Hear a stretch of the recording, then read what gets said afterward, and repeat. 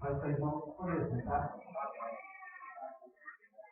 Nós queremos desejar agradecer ao pastor José Mário,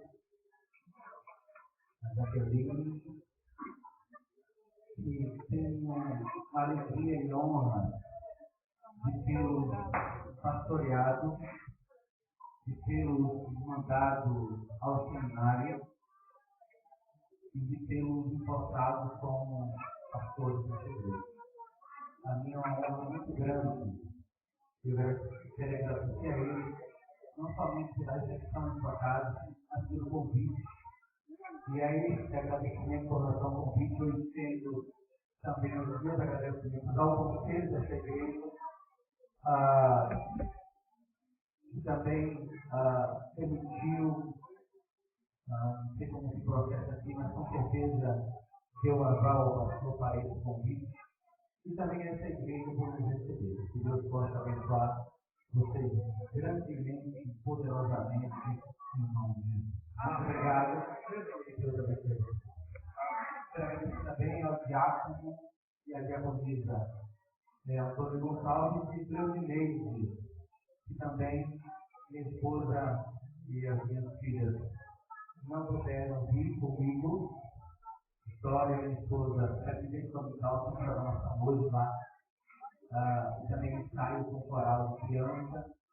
E para completar, está já 6 dias com coluna, horrivelmente doente. Quando principalmente quando vamos para a cama dela, aí não nos dá mais toda, sem poder nem virar o pescoço. Então, por isso, ela sabe, quando nós estendemos o convite para o professor Paulo,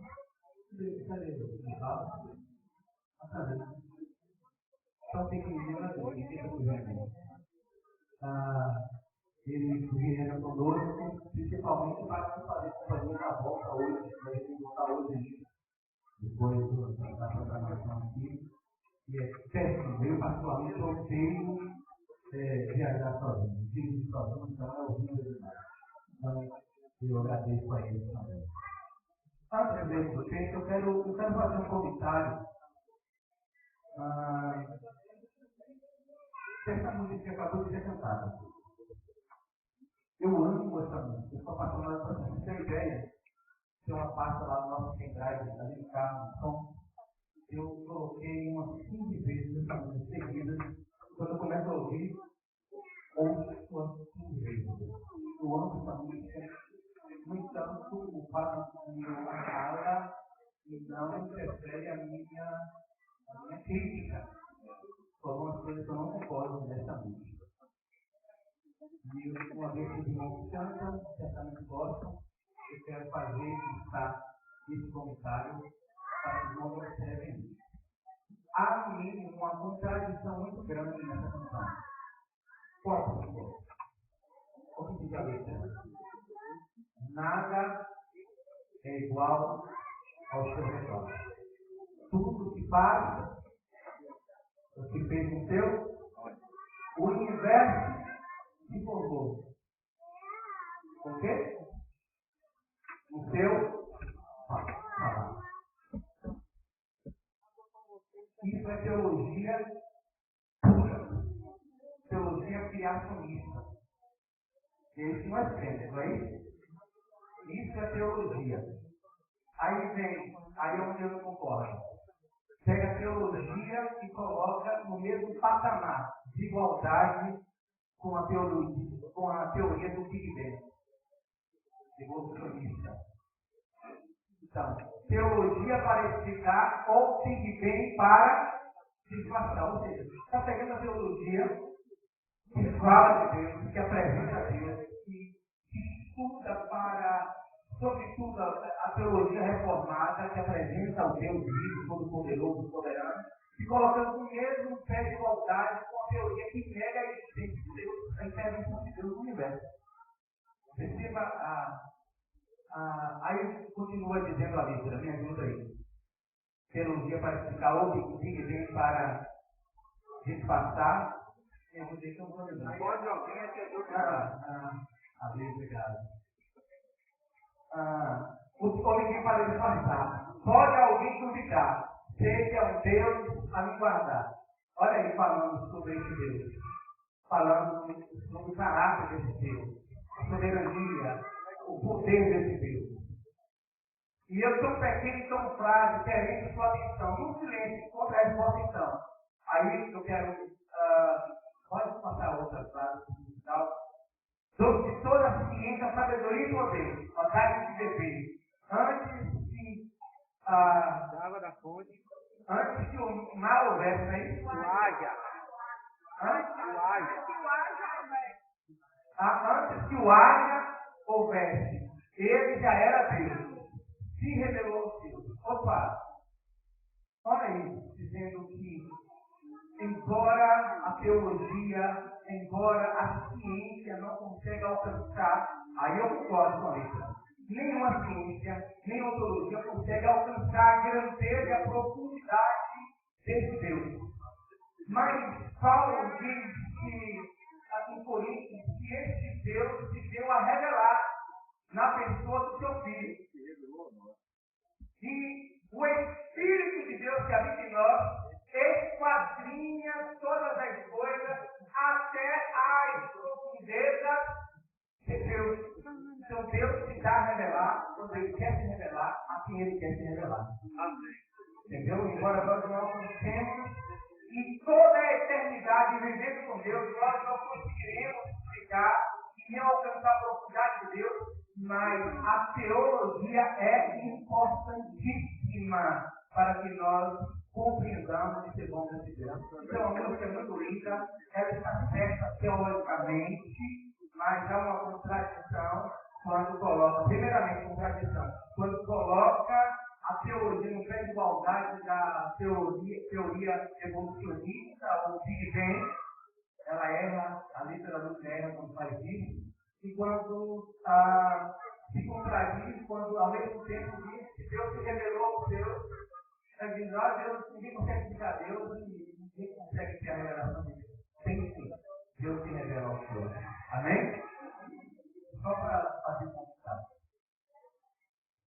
Porque, irmãos, as letras que nós estamos cantando, melhor dizendo, tem tudo a ver com a teologia que nós temos. Não é? Então, tem que ver e saber o que está acontecendo. Pastor, nós devemos fazer essa música, devemos, é linda música, profunda música, mas deve entender essas contradições dela. Só isso que eu gostaria. Abra sua Bíblia, no livro de Romanos, capítulo número 1. Romanos, capítulo de número 1.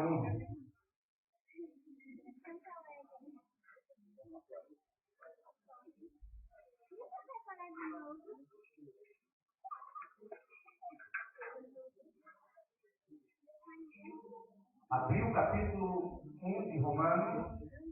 Agora ache, por favor, os versículos 16 e 17. Romanos, capítulo 1, versos 16 e 17. Acharam? Assim diz a palavra do Todo-Poderoso. Porque não me envergonho do Evangelho, porque o poder de Deus para a salvação de todo aquele que crê.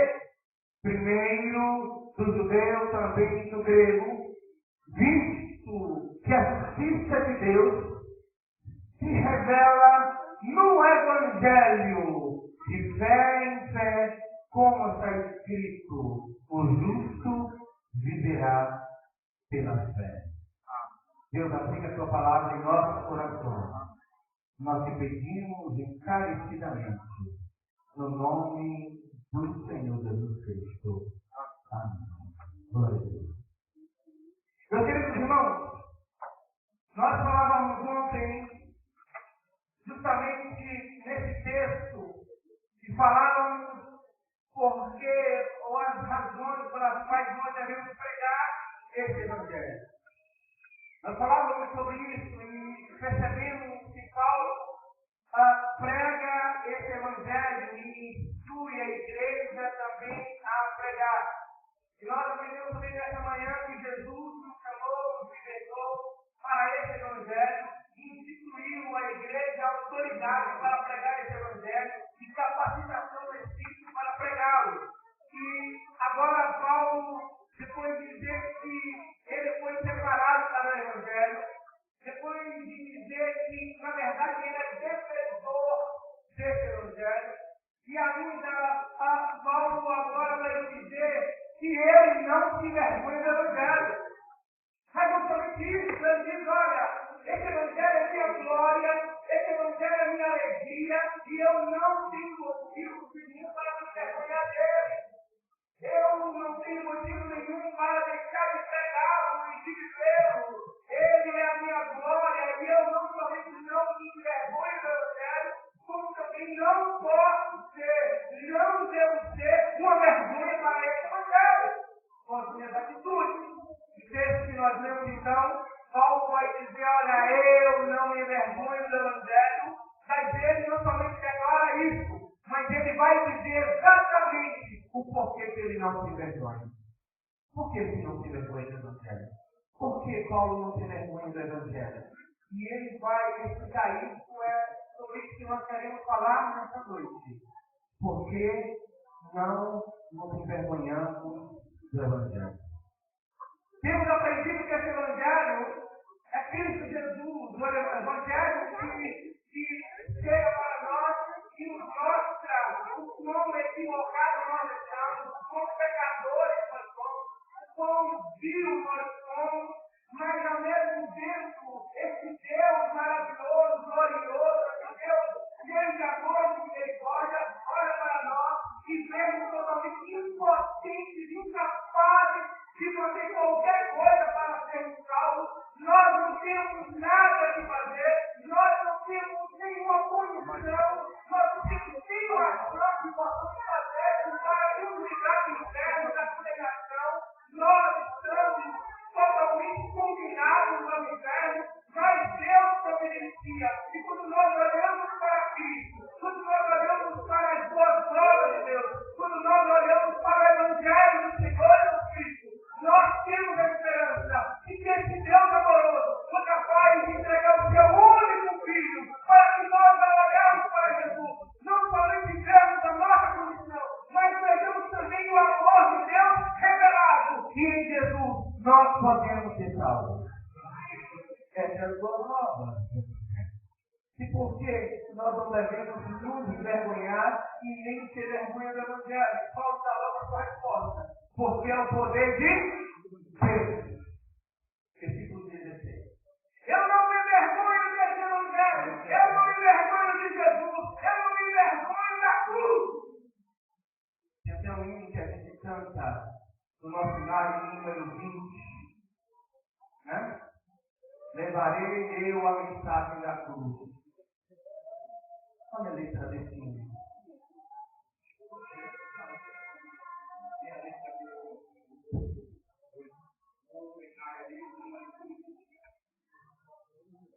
E rude cruz heresia dela um dia fugiu, como emblema de vergonha e dor.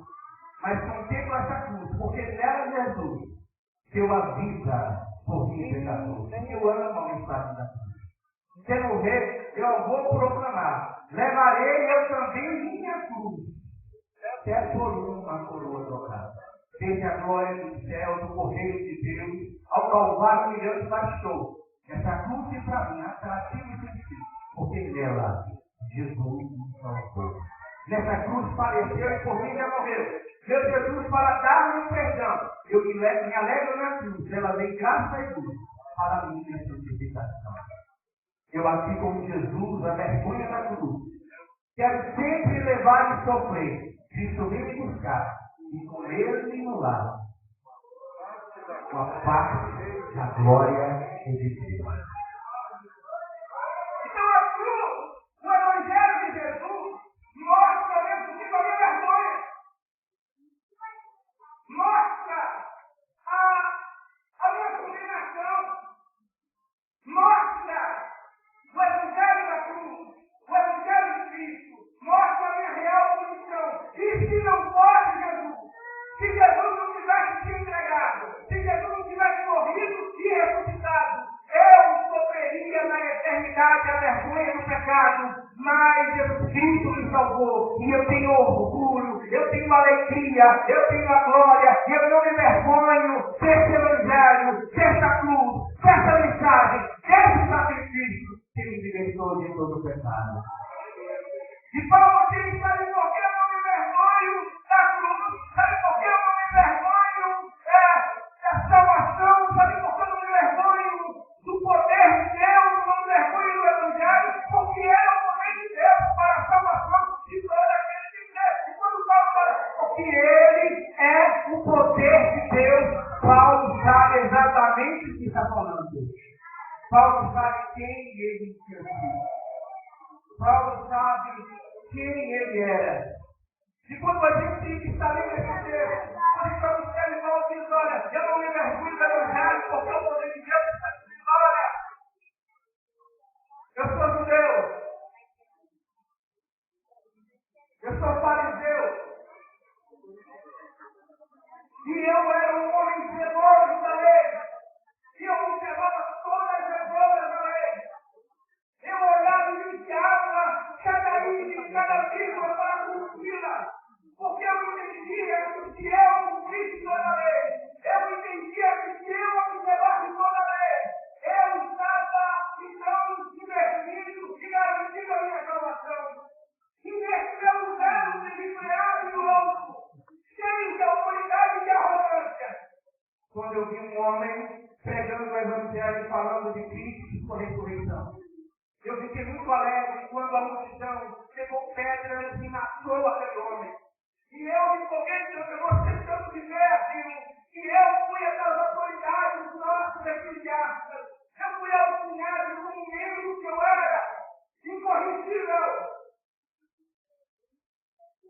irrepreensível. E eu fiquei empolgado em ver quando aquele homem foi morto e eu peguei carta de autorização de todas as autoridades do Sinédrio do povo fazer parte. E eu saía de cidade em cidade para capturar aqueles que por acaso estivessem falando desse tal de Jesus e dessa tal de ressurreição. E eu os arrastava pelas ruas e jogava nas prisões para que fossem julgados e mortos. E certo dia eu estava indo com toda a arrogância, achando que estava agradando a Deus por isso, porque eu era um homem incorrigível, era um homem que na verdade não tinha nenhum pecado, porque eu praticava a lei.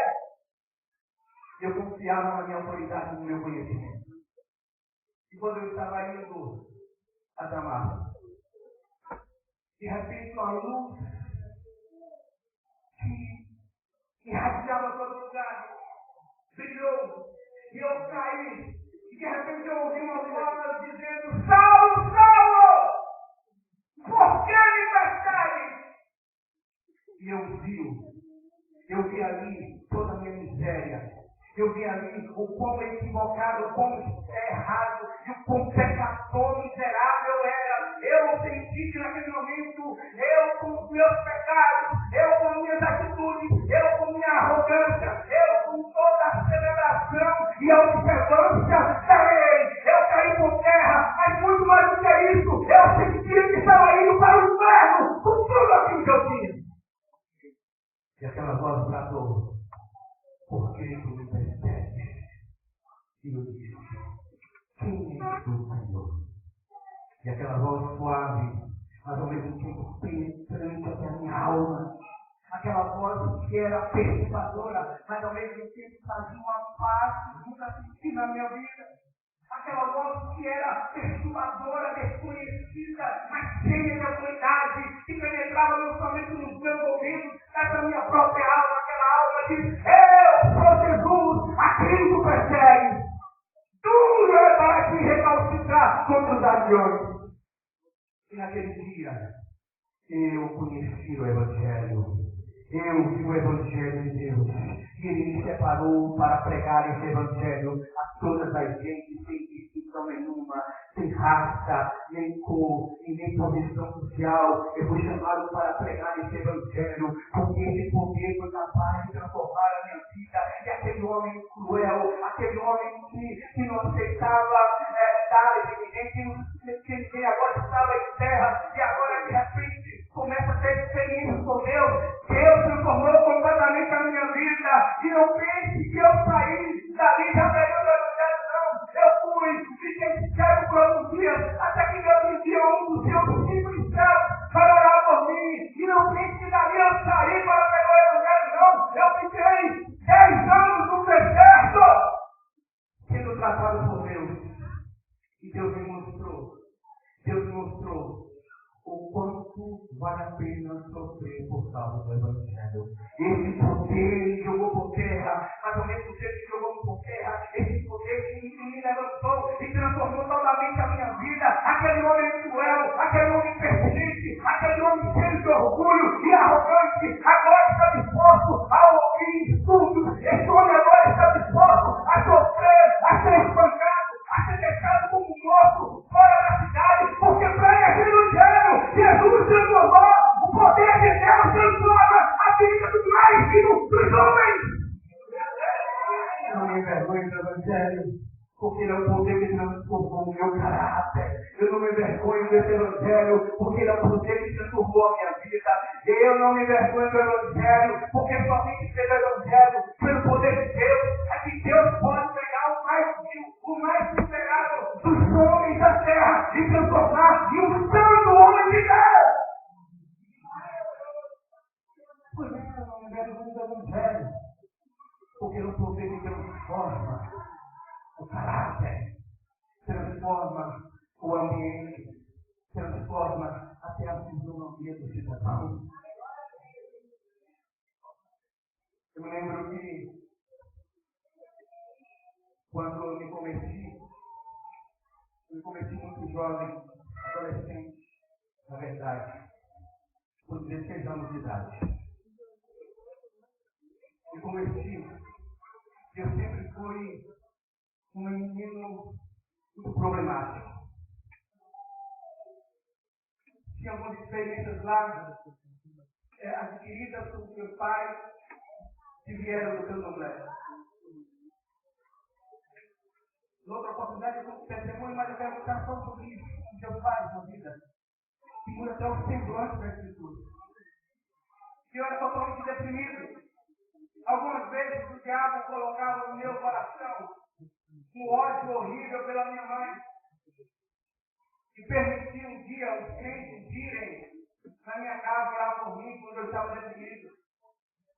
E muitas vezes eu ouvia uma voz e eu sentia o desejo de matar a minha mãe. Totalmente deprimido. Estava sentindo fechado, angustiado. E um dia eu ouvi essa mensagem do Evangelho. E Jesus foi transformando a minha vida. Transformando a minha vida. Tudo na minha vida foi mudando. Totalmente. E um dia eu estava ajudando a limpar a igreja. E as irmãs estavam ali orando. E eu estava limpando por fora a porta. Eu sou filho lá em Pau Brasil. Nasci lá na igreja que chama lá em Pau Brasil. Alguns não querem conhecer.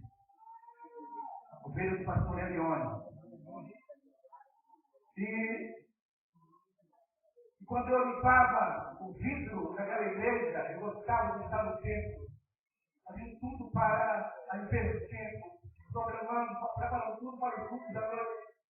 E quando eu estava limpando o vidro, eu vi uma irmã lá dentro, a irmã Lourdes. Tudo dela, ou louvado seja Deus. O nome dela era louvado seja Deus. Porque ela não reclamava de nada. A coisa estava pegando ela, louvado seja Deus. O marido estava tomando cachaça, ela, louvado seja Deus. Irmã Lourdes, olha pelo vidro, e me vê lá do lado de fora do templo, eu vi ela, todo mundo estava ouvindo, e ela disse, meu Deus do céu, Jesus é tão bom, tão bom. Que isso, porque era tão feio, tão bonito.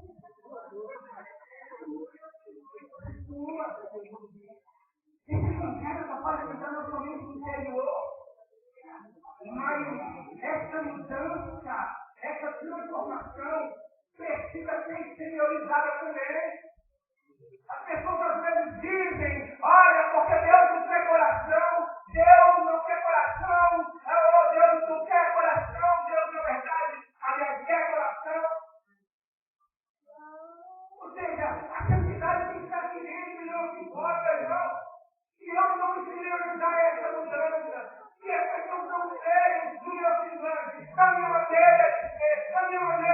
mente, a minha maneira de falar, a minha maneira de comprar, de vender, de negociar, de me relacionar, eu não fui transformado. Esse evangelho de poder para transformar o homem total. Deus quer corpo, alma e coração. Deus quer corpo, alma, coração e espírito. Deus quer o homem, e o projeto de Deus é para o homem em toda a sua natureza, em toda a sua totalidade. E esse poder, Paulo diz que não se vergonha desse evangelho, porque ele experimentou esse poder, e esse poder transformou totalmente a sua vida. Nós não podemos nos vergonhar desse evangelho, porque esse evangelho é poder de Deus. Tem uma canção que é até um sambazinho que a gente conhece, uma canção congregacional que eu não conheci. Só o poder de Deus pode mudar o meu ser. E a prova que usou, ele mudou o meu. Só o poder de Deus é capaz de transformar esse homem vil, esse homem totalmente mudando, esse homem totalmente cheio de vontade, sincero no seu coração. Esse homem cheio de malícia, esse homem cheio de desejos carnais, de concupiscências carnais, de aptidões carnais. E Deus é capaz de, com o evangelho, transformar a nossa vida de uma forma que flexível, produz paz, amor, longanimidade, esperança, domínio próprio, alegria. Somente o poder do evangelho é capaz de transformar a nossa vida. Como é que a gente vai se vergonhar desse evangelho? Jesus é o poder de Deus que transforma a nossa vida. Mas Paulo também diz que não se vergonha do evangelho não somente porque ele experimentou o poder transformador que esse evangelho tem, mas ele também experimenta e ele diz que é o poder de Deus. Porque por esse evangelho, somente por esse evangelho, é que o homem pode ser salvo. E diz, olha, eu não me envergonho do evangelho, porque é o poder de Deus. Para o quê? Para a salvação de todo aquele que crê. Mas no versículo 5, Paulo também fala o seguinte. Prestem atenção. Por intermédio de quem viemos a receber a graça e apostolado por amor do seu nome, para a obediência por fé entre todos os gentios. Nós recebemos por esse evangelho a graça de Deus, o favor merecido. E esse evangelho, e somente pelo evangelho de Jesus, é que nós podemos ser salvos. Paulo fala que esse evangelho tem o poder justamente de pegar o homem perdido. O homem perdido, mas pastor, eu sou uma pessoa que sempre fiz boas obras. Eu sou uma pessoa que nunca bebi, nunca fumei. Eu sou uma pessoa que ando de maneira digna com os meus negócios. Eu não gosto de enrolar ninguém, não gosto de fraudar ninguém. Eu sou honesto em tudo que eu faço. Eu não me prostituo, eu sou fiel à minha família. Mas ainda assim, você precisa do evangelho. Você precisa de Jesus. Você precisa ser transformado, porque todos pecaram e estão destituídos da glória de Deus. Somente o evangelho de Cristo Jesus, somente o sacrifício de Jesus é capaz de nos salvar. Não existe outro caminho. Não existe outro caminho. Não existe outro caminho. Paulo, depois sobre tudo isso que ele era, e ele conhece a graça de Deus, o evangelho é transformado.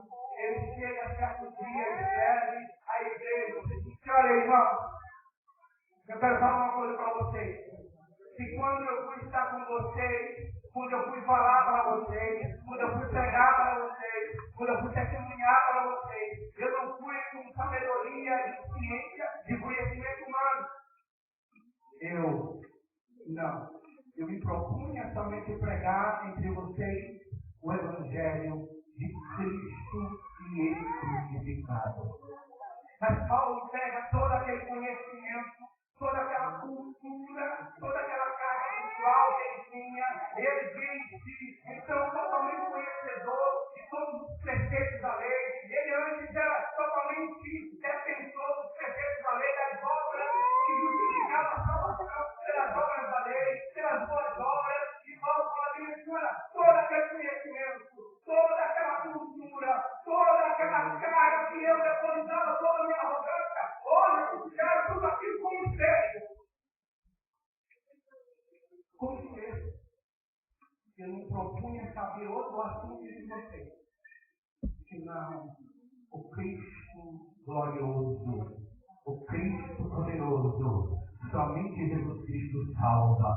Só Jesus Cristo salva. Só o Evangelho transforma. Só o Evangelho traz salvação. Só o Evangelho é boa nova de salvação para nós. Somente Cristo é o Yeshua HaMashiach, o Messias de Deus, o enviado de Deus. Somente Jesus foi capaz de assumir a cruz por nossos pecados. Somente Jesus foi capaz de fazer toda a justiça de Deus. Somente Jesus Cristo foi capaz de nos libertar cada um de nós dos aguilhões da morte. Somente Jesus Cristo foi capaz de nos transformar, de nos salvar, de nos transportar do reino das trevas para o reino da luz. Eu não vergonho do Evangelho, porque pelo Evangelho é que nós somos salvos. Sabe por que você está aqui nessa noite servindo a Deus? Sabe por que você está aqui nessa noite ouvindo a palavra de Deus? Sabe por que você está aqui nessa noite cantando e saboreando esse Deus Todo-Poderoso? Porque Jesus morreu na cruz do Calvário por sua vida. Só Jesus, só obediência ao Filho de Deus, só a aceitação do sacrifício do Filho de Deus. Para que você aceite o sacrifício do Filho de Deus em seu favor, você também tem que aceitar uma coisa: eu sou pecador, eu sou carente de Jesus. Eu tenho que me arrepender dos meus pecados e confessá-los a Jesus, para que Jesus me liberte do poder do pecado e da morte. Só Jesus salva. E o Evangelho é capaz de transformar totalmente a vida do homem. E Paulo diz então, eu estou encerrando, que ele não se envergonha desse Evangelho, porque esse Evangelho é o poder de Deus, libertador, transformador.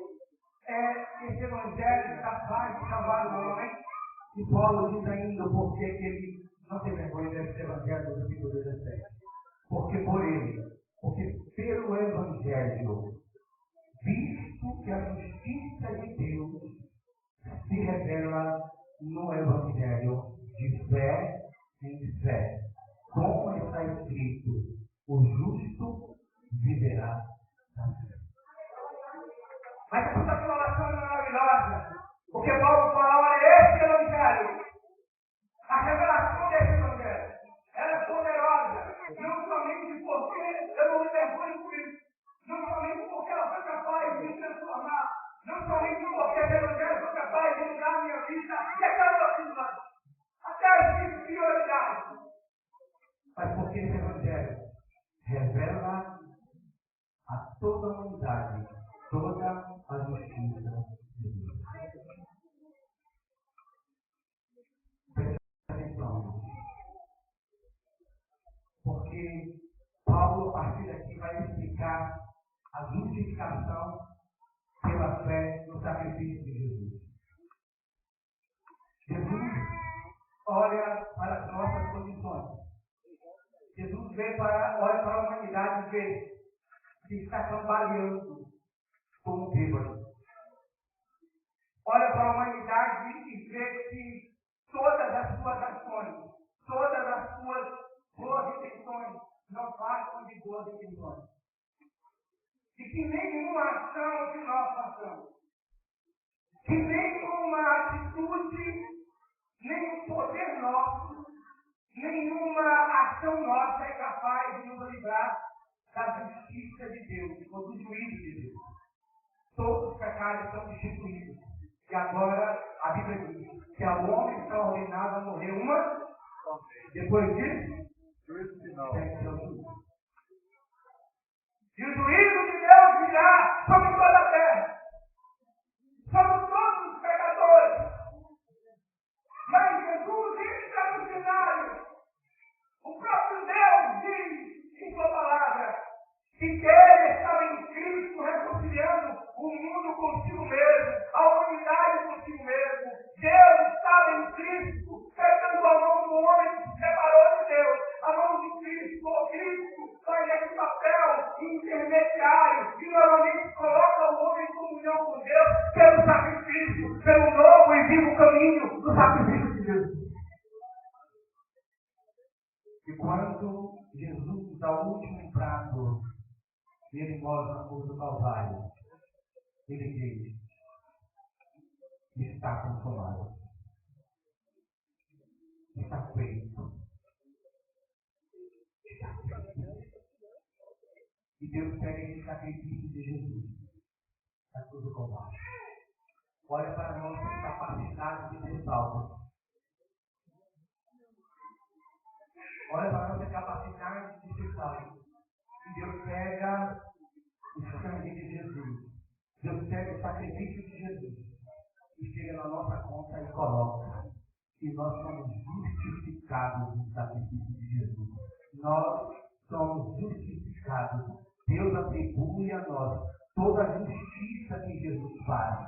E Jesus atende toda a justiça de Deus. E Deus pega esse ato de justificação de Jesus e coloca na nossa conta e diz: olha, em Jesus Cristo vocês são justificados, em Jesus Cristo vocês são salvos, em Jesus vocês têm transgressões de vocês apagadas, em Jesus vocês não têm mais condenação nenhuma, em Jesus vocês já foram libertos. E aí Paulo escreve aos Romanos, porquanto agora nenhuma condenação há para os que estão em Cristo Jesus, que não andam mais segundo a carne, mas segundo o Espírito Santo de Deus. E ele ainda conclui aquele capítulo dizendo que nem a morte, nem a vida, nem potestades, nem anjos, nem demônios, nem coisas presentes, e nem o futuro, nem a altura, e nem profundidade pode nos separar do amor de Deus que está em Cristo Jesus.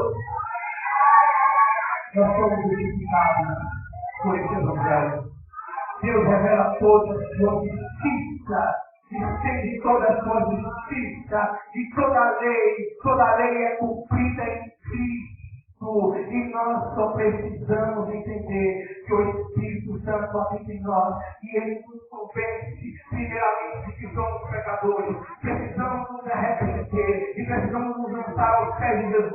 E então, nele nós temos a justificação, nele nós temos a vida eterna, nele nós temos a salvação e somos felizes em paz.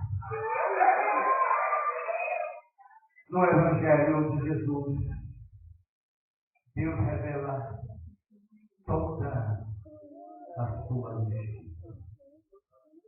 Coloquemos em pé em nome de Jesus. Aleluia. Eu quero convidar a pastor Mário. Eu quero pedir que ore com vocês, pessoal. E saiu daqui intensamente. Compromissado com você, Evangelho. Você que é igreja, você que é servo de Deus nesse lugar, se comprometa em viver esse Evangelho sem mais esse Evangelho. E você que apenas não vive para avisar uma coisa, que nesse Evangelho você tem salvação. Somente nesse Evangelho você tem salvação. Nele você é totalmente liberto.